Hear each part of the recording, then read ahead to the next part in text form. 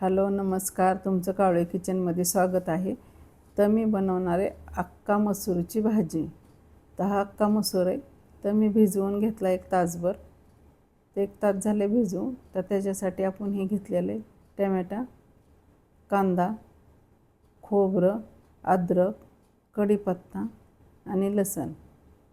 तर हे आपण घेतलेले आणि त्याच्यासाठी आता हे आपल्याला वाटून घ्यायचे.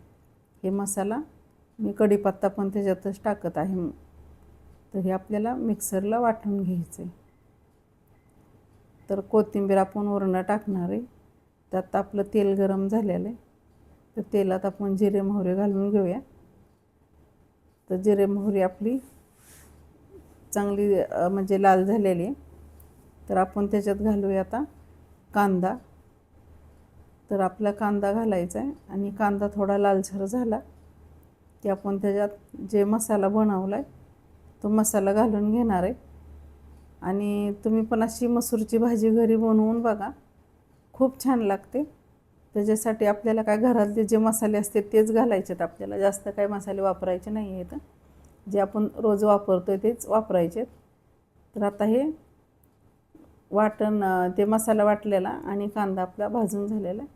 तर आपण ह्याच्यात टमॅटो घालून घेऊया आणि हे असं त्याला व्यवस्थित तेल सुटलं पाहिजे ना, असं मिक्स करून घेऊया. तर त्याच्यातच आपल्याला आता जे मसाले आहेत घरातले तेच घालून घ्यायचे. तर हे आपलं बघा, हळद घालून घेऊया. त्याच्यात घालणार आहे मी धना पावडर आणि काळं तिखट. तर ते काळं तिखट मी घरी बनवलेलंच आहे, मी काही विकत वगैरे आणलेलं नाही आहे. तर असं आता हे छान मिक्स करून घ्यायचं आहे. तर हे तेल सुटलेलं त्याला. आता आपण त्याच्यात अख्खं मसूर घालून घेऊया आणि आपल्याला त्याला गरजेपुरतंच पाणी ओतायचं. त्याला काय पातळ भाजी वगैरे ते करायची नाही आहे. तर त्याच्यात आता चवीप्रमाणे आपल्याला मीठ घालायचे. आणि तुम्ही असं म्हणजे कढईत पण करू शकता किंवा कुकरला 1 शिट्टी पण करू शकता. का तर मसूर पटकीने शिजतो आणि मसूरची भाजी अशी तुम्ही बनवताल तर खूप छान होते.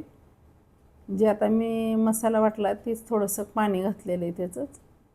आणि आपल्याला हे 5 मिनटं ह्याला असं शिजवून घ्यायचं आहे.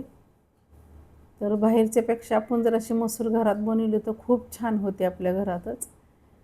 त्याच्यामुळं आपण अशी भाजीला कधी काही नसेल तर पटकीने घरात मसूर वगैरे असते तर अशी बनवू शकतो. ते बघा अशी मस्त झालेली मसूरची भाजी. ते एकदम छान झालेली. तर आवडली तर लाईक करा, शेअर करा.